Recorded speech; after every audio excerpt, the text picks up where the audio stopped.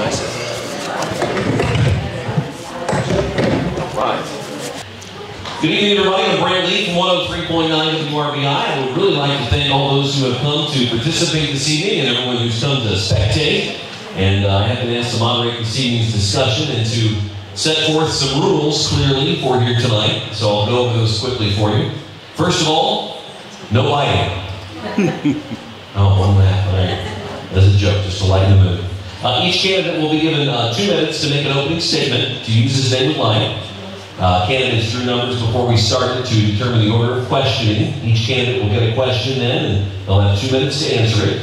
And we'll go through the order a second time for each candidate to answer another question with the same terms. Should any candidate specifically reference another candidate, the moderator may award that person a minute to rebut. This decision is at the sole discretion of the moderator and will be made on a case-by-case basis. Then at the end, candidates will be given a 2-minute closing statement period as well. So those are the rules, and I've done the math, and I didn't go to Franklin County Schools, but I think I've got it right. For us to get out of here at a decent hour, we probably need to be stringent on our time, so I do thank everybody in advance for ending your comment when the timer goes off. You know, you can finish the end of a sentence or a phrase, but please no more. Let's just move on at that point. So without further ado, we have our County Council District 4 candidates up here, and they drew numbers just a little bit ago, and challenger Bob Evans will now speak for 2 minutes opening statement, please, sir. Is that on? Are we on? Okay. My name's Bob Evans. I grew up in Brookville, lived on the same creek, Little Cedar Creek, for almost 68 years. Have a wife, have 11 grandchildren, 1 great-grandchild, and 3 dogs. My reason for running for council is pretty simple. It's probably not what you want to hear, but I don't have an agenda. Don't have anything a bridge to fix, a pothole to fill, or anything like that. I was watching TV last summer, and a TV evangelist by the name of David Jeremiah came on TV, and he said he was going through his sermon. And there was a lot of things going on in America and in the world that were not good things. And his comment was that it's time for all God-fearing Americans to get involved in all levels of government. And he meant from Brookville right on through the White House. So that's the reason why I'm here. My experience for something like this is basically a stint on the school board here in Franklin County back in the 90s. So that's not a whole lot to tell you. All I'll say is that I appreciate your vote. I'll do my very best.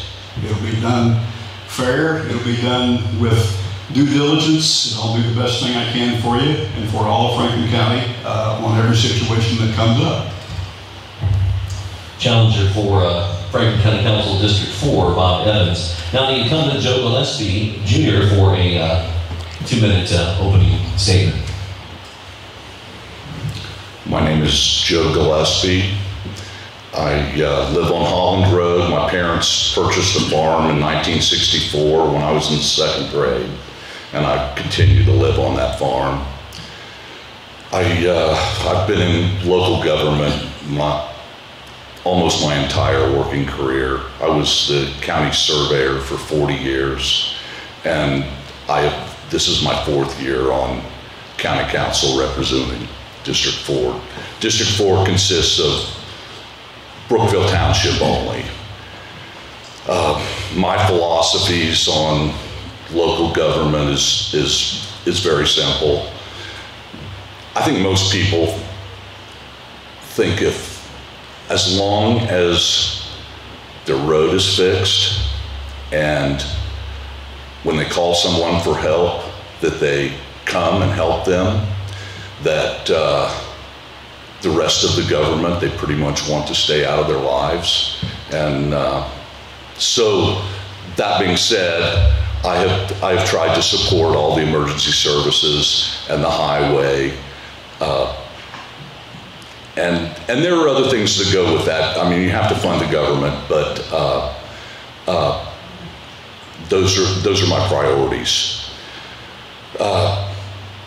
The council, when I took office, Franklin County was in a kind of a tough way. we had a cash balance of county general that was less than $1 million.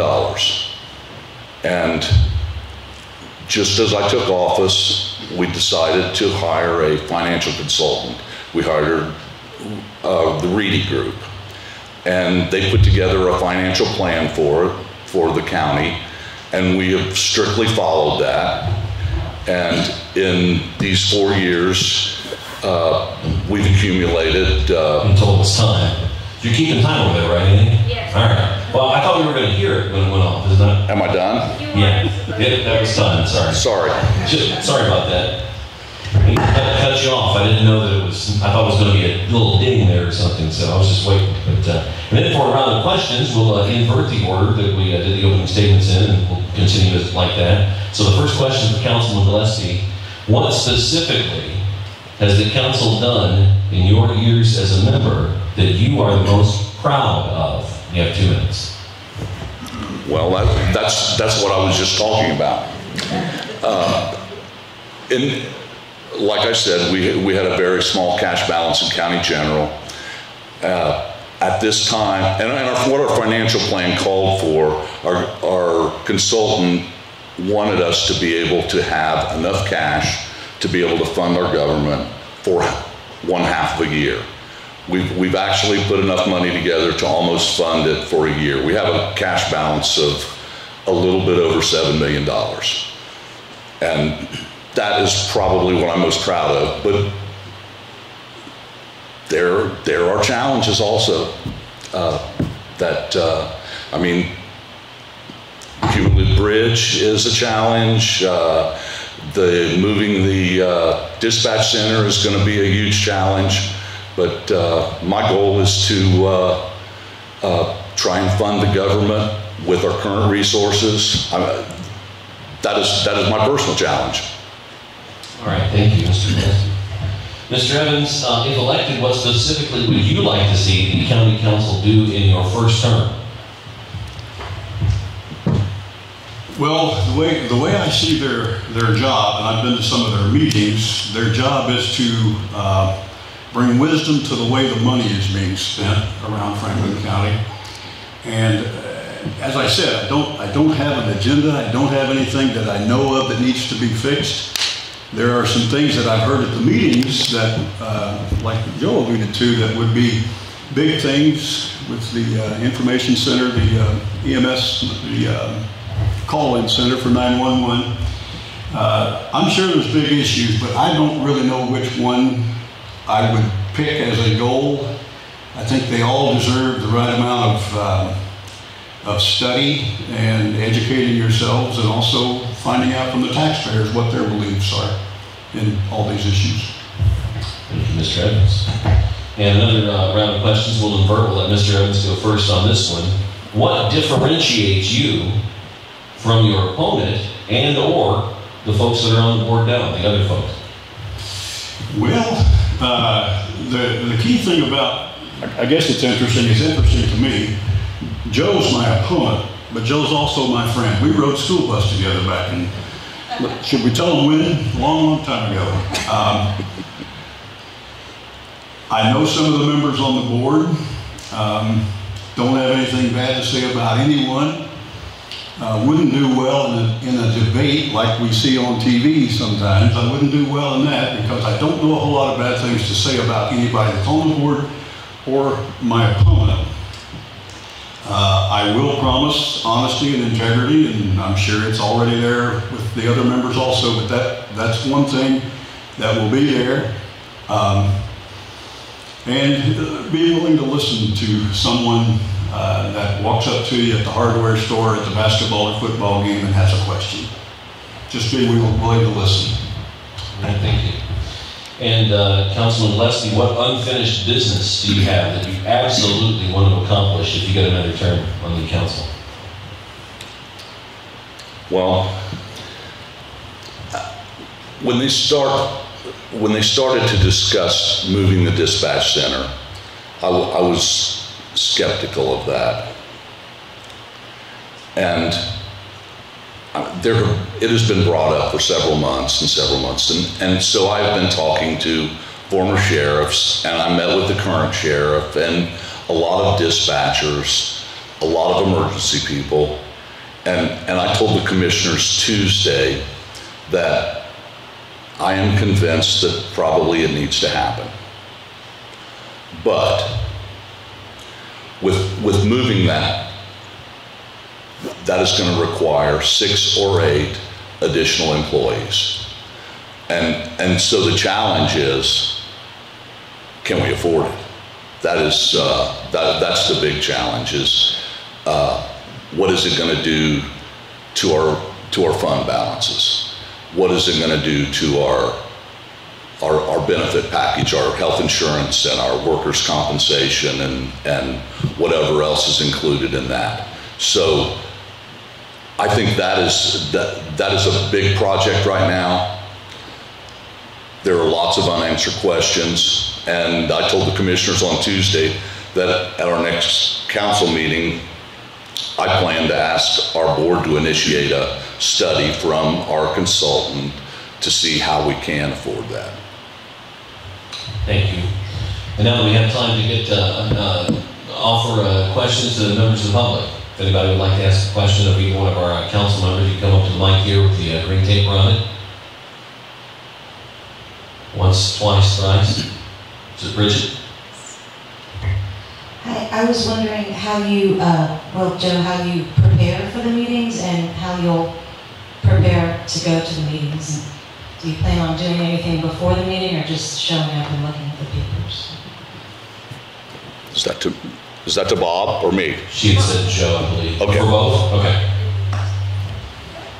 When I was on the school board, like I said, back in the 90s, we received a packet of information about 10 days before a board meeting, and you had time to study it, look at it, call and ask questions of either the superintendent at the time or the parties that were involved in whatever was going on. So I would just say to make sure that anything that's on the agenda, I assume the agenda comes out a little bit ahead of time. Okay. To give you time to prepare.